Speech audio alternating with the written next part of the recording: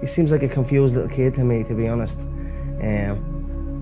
Now he's willing to get in, so I'm not, I don't know what'll happen. It's not on the radar at the minute with the young lad. I know I have a teammate that him and Dylan have been back and forth, so you never know. Some bloggers make a lot of money. Okay, what they bring on the table? They bring so many views. They bring so much on the table. And if it, as they say, if it makes dollars, it makes sense. I know Dana and the UFC are not really into it, but I'm not so against it. He's just calling everybody out. That way he gets the clout for it, he gets the recognition, he gets everybody saying, wow, he's looking for tough challenges, but then he doesn't actually accept. Canelo, scared. Nate or Nick Diaz, whichever one wants it. Kamaru, Disney Channel, Usman, Timmy Fury, Conor McGregor. I see him calling out Canelo and stuff. That's all for clout. He won't get in there with Canelo or guys like that, or some of those MMA guys that he's calling out that are actually mean. That like him saying that he could go with Dustin Poirier. Dustin Poirier will break his jaw, will torture him. Well, these are guys just like me that we made a living off this. We didn't make a living off going to parties and networking with people. And we don't talk about that either. We love the fight. That's what we do. He has to stay away from those guys. We've got this Mickey Mouse Clubhouse kid that's this Disney kid over there that's fighting, that's kind of picking off, just guys that aren't necessarily fighters, and he's starting to think that he's a fighter, and that's just kind of like the stage that we're in now. It's these YouTube kids picking fights with professional actual fighters, because it's almost like a no-lose situation for them. Because they go in there and get beat up, they still make a lot of money. And so that kid is kind of getting dangerously close to taking me to that violent place, because he has no business, mentioning my name in his mouth, but he's doing that. And now he's putting up pictures of me and my family, to where it's starting to slowly shift to that dangerous place, to where it could be a problem whenever and wherever I see him. So I was sitting at the table and somebody said, oh, Jake Paul's here. So I look behind me and he's like making faces at me and waving at me. He's like waving at me and making faces. I'm like, what in the world is happening? He's heckling me.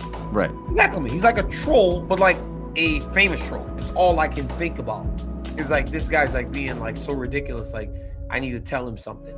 So I just walk over there and I said, hey, I'm not going to play your games. I go, don't mess with me.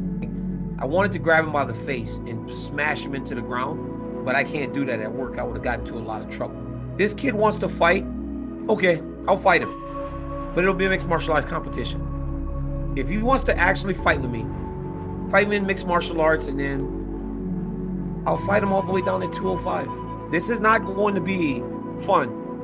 I'm telling you right now, at 42 years old, bad back and everything, I'm going to torture him. And I'm gonna hurt him, and then he can go back to fighting these YouTube kids. There's guys in the company, in the UFC, there's bantamweights that would eat this kid up, and so for him to start mentioning that, I took it personal. The fact that first, I took it kind of personal the way they tried to punk Tyron Woodley backstage. I did take that a little personal, and then now you fast forwarded to where now he's talking to DC a certain way, which DC is one of our guys. Who in MMA does not love Daniel Cormier? So to bring it there, that's just there's a level of disrespect that these guys don't understand, and that's the first lesson that we're taught in martial arts is respect. I love my legacy, and I will protect my legacy. And if protecting my legacy means I got to smack this kid upside his head, that's what I have to do. Next time, you better hope next time I'm not at work. You better hope next time you see me, I'm at work. Because if I'm not at work, then I will grab him by the face. I'm destroying him. You playing around in Lafayette, Louisiana at this point. I mean, you don't want to go play around in Lafayette, Louisiana with me. DC definitely loves the ESPN job. That's why he did smack him. Because if he didn't care about that job, he would slapped him. That's at the end of the day, that's Daniel Cormier, one of the best to do this. And Jake Paul needs to put some respect on his name when he even speaks about DC. They're not even in the same realm. And so that's not even something that I would entertain. I wouldn't even allow DC to entertain that. DC, sit down. Let me take care of that for you.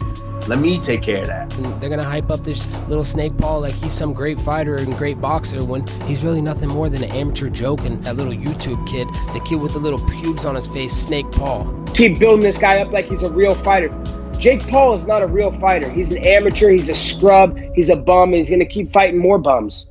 When you say real fighter, and especially to me, I'm thinking of real fighters. I'm thinking of guys that made a living solely off this, and those guys are mean. Those guys only know this. You got to keep him away from that and keep building him and keep building him. I think what rubs people the wrong way is when you haven't faced the level of opposition, you know, as far as professionals, to really call yourself, you know, you're one of the best to do this, and then you're saying, oh, I'm one of the greatest, I'm good at this. When you start doing that, I think that's what rubs people the wrong way, to where people are, you know, starting to have that, you know, disdain for you. They're just like, oh, you're not a real fighter. I've had some kids at my gym go that he's used, you know, and paid to go do sparring rounds with him, and all these kids come back and they're like, yeah, that kid is a Disney fighter. He's not a real fighter. He's an amateur. You know, there's a reason he's, you know, the star of Disney and the YouTube comments king, because he's not a real fighter. I'm just sick to death of seeing all these young guys and whatever's just calling out to YouTube star. I got no hate for Jake Paul. Fucking made an absolute killing off YouTube, and now he's making an absolute killing off whatever this call out he's doing. Fair play to the geezer. Listen, the guy's making a lot of money and he's making a lot of a good name for himself, so what? I'm not too bothered, mate. The guy looks like he can box and looks like he's training hard. All right, forget all the YouTuber stuff. The man can fight. He knocked out Ben Askren with one punch pretty much. Knocked out Nate Robinson. All right, these aren't fighters, but still he's got knockout power. He's applying himself. There's people in the boxing world that stand by him and say, listen, the guy has hands. I don't know, maybe he's good. I don't think so. I think I just didn't defend the overhand right really well, and maybe he does land that punch hard. Come on, Ben. Come on, Ben. You let this boy do you like that, man. Come on, man. Somebody got to do something about this Jake Paul, man. Uncle Dana needs to send me over there, do a little one-off for the UFC, just to do the MMA community a favor, man. Because I feel bad for all the MMA community having to deal with this guy, thinking he's a real fighter, talking shit to all the fighters. You know, let's just end him, and then we can come back and get to normal life in MMA. He appears to be a pretty person. I think, and I've had some people tell me, I literally asked him, I said, well, come on, just on TV or in real life, you know, and they're like, no, in real life too. But I don't know him in real life. I've never met him. I've never spent time with him, so I don't know for sure. I meet him in the hotel, and I'm just like, because I get handled all these cameras and whatnot. And then later on, I pull up to his house for a party, and then talking to him, like, you kind of realize, oh, you're a fan, because he's quoting a lot of my interviews and stuff like that. And I was like, oh, you're like a real fan. And he's a cool kid. Like, without all the cameras and stuff, he was cool. He was chill. I love how much shit Jake talks. Yeah. Because it's like, it makes that fight so much more interesting. Jake's improving a lot. He's a young kid. He's athletic. He's taking it fucking serious. And he's improving a lot. I'll tell you what, for his size, man, he's got decent hand-eye coordination. Now, can I say he's legit? Hitting the bag, he looks smooth. Hitting the pads, he looks smooth. And in sparring, he's done some things that look good.